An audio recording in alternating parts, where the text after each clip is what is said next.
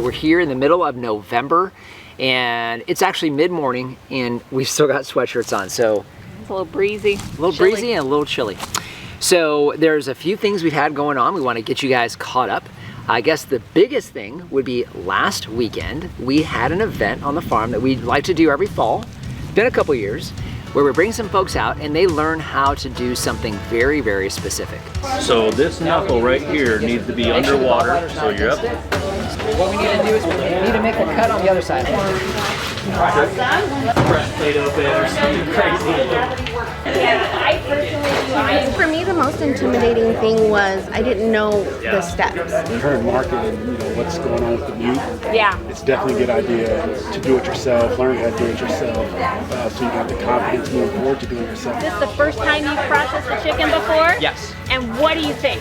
Very good experience. It's nice to get this hands-on and emotional experience of where meat comes from. Any suggestions for anybody that is thinking about raising birds and wanting to process it themselves? I would say get some hands-on experience first, and just do it, because it's the best way to learn. Absolutely. Don't get the analysis paralysis, as they say. Just jump on in. So, what did you think of the workshop? It was invaluable. So it's one thing to watch a YouTube video, like I was rewatching Joel Salatin's Homestead of America video just to see. I appreciate that being on a camera, they were able to zoom in and you could see the quote-unquote kill cut. But it's another thing to witness it in person, and everybody's so patient. Your son was great about this is where you're gonna cut and feeling those areas. And as a hands-on learner, that you just can't get away from that. So that was really helpful. So we actually had somebody in that group that was a vegetarian, hadn't eaten meat in 5 years. So first meat he was gonna have was our chicken. So that's pretty cool. So this morning we were doing a few different things, but one of the things I noticed was the turkeys have devoured that pasture. Oh my goodness. Right? So they're on the farm for another week. We'll be processing those and delivering those to customers the Sunday before Thanksgiving, so they're never frozen. And it is unique because they're pasture raised, and they have devastated that pasture. Yeah. A few people ask us what we feed the dogs, and got a shot of that this morning. And what percentage would you say they have of raw? I would say at least 50%. And Sasha this morning was just chowing down and chomping through those bones. She loves it. She loves it. She doesn't hesitate. Oh, and I want to thank Patrick for some irises. Yeah. Right? So he has been a viewer for a while and came to pick up some chicken this past weekend and sent us some iris starts. We have that in one of the end caps for the garden area, and we have an open end cap that we need to fill. We're here at the front of the farm. You guys know this is where we have all of our evergreen trees. This past winter, our 2 guava trees that we actually had to pull out of the ground. They had died back to the ground. We had several of you guys suggest what we might plant up here that were evergreens. Overwhelmingly, you guys suggested that we have olive trees up here, which we're gonna go ahead and do. We've got some spacing up here we need to fix, but more importantly, this bay leaf tree needs to go. The key when it comes to moving trees, which is what we're gonna be doing with this, especially an evergreen, is they don't go dormant. So typically wintertime when your deciduous trees are dormant, that's when you wanna move those trees if you're gonna have to move something. With an evergreen, you have the option of doing it really anytime. The challenge that we have is we can't really do it in the summertime. That's just way too much stress on a tree like this. So we're gonna go ahead and do it now when it's growing, but not quite as fast. We're gonna be moving, that's really dry. Watch out, Theo. Looks like it gives me a pretty good spot to dig, it's right here.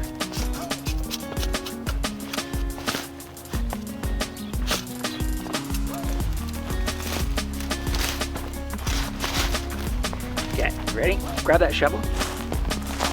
I'll just lay it flat. That's a good spot. Okay.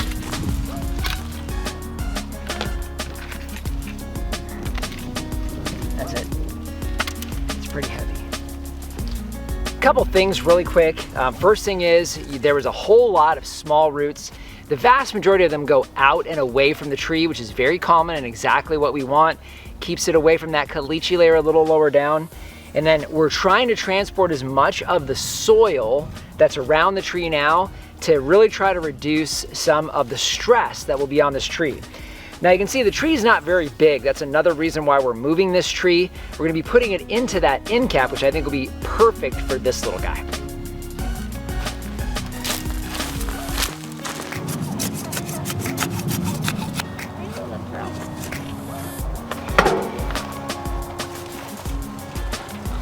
Look at that spot, perfect.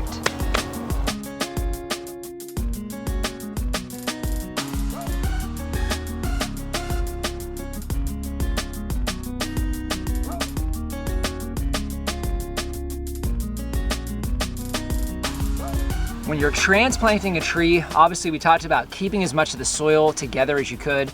You want to disturb the roots as least you can once you've broken all the outside roots. The second thing is planting depth. You need to be very, very cautious with planting these either too high or too deep. Predominantly too deep. You could probably survive if it's too high, but if it's too deep, you'll probably wind up killing the tree.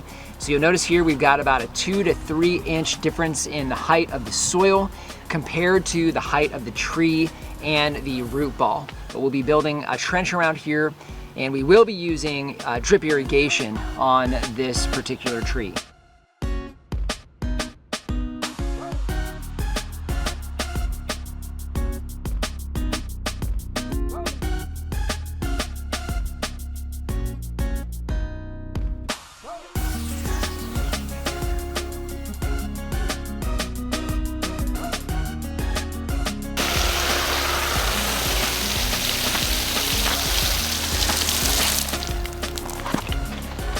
Well, we had also talked about it being centered on the corner.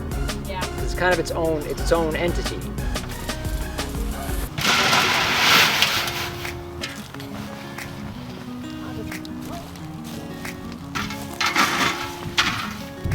That's good.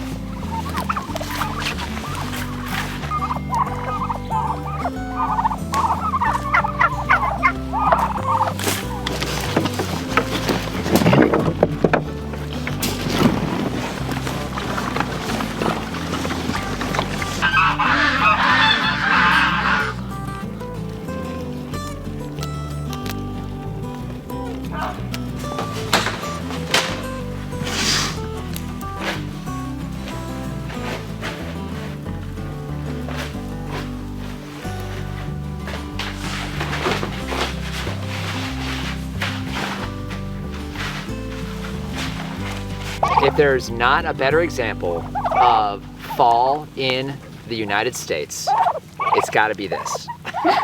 Turkeys. It's turkeys. You guys saw us getting one of our final harvests done. That would be the moringa, right? So what you guys saw us doing today was cutting those way, way back. We'll be covering those here in a couple weeks. We're showing you guys how we do that for winter. Almost had frost this morning. We were down in the upper 30s this morning, so it's definitely time to get that harvest of moringa done because we want those greens. Yes. I think we're gonna get greens from that all year. It looks like, right? Or pretty darn close. And once we get that dried, we use that mainly in smoothies. Yeah. So turkeys are here with us another week. They're a good size. I'd say they're about butterball size. Maybe a little bigger than butterball size. We have our Desert Farmer podcast that we do every Saturday at 2 o'clock Arizona time. We have our last podcast of the year is this afternoon at 2 o'clock. And we're gonna be trying, fingers crossed, a Waddell pear, right? Yeah. So we'll see if we finally have a ripe Waddell pear. Not so sure. So just want to thank you for joining us today. If you haven't done so already, subscribe to the channel. We cover a lot of things here on this Sonoran Desert Farm and would love to see you on a regular basis. If you have any questions or comments, those go in the comment section down below. And our Amazon shop, I'll leave a link down in the description. That's a free, painless way to help support the channel.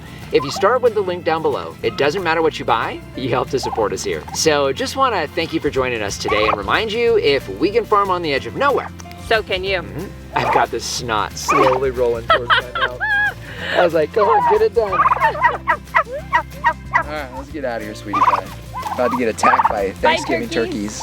Bye, turkeys. Make sure it's still got you. You gotta look. Make sure you look at the. Can I feel you? you just asked a turkey if you could feel it.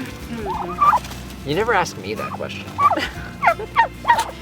So just want to thank you for joining us today. If you haven't done so already, subscribe to the channel.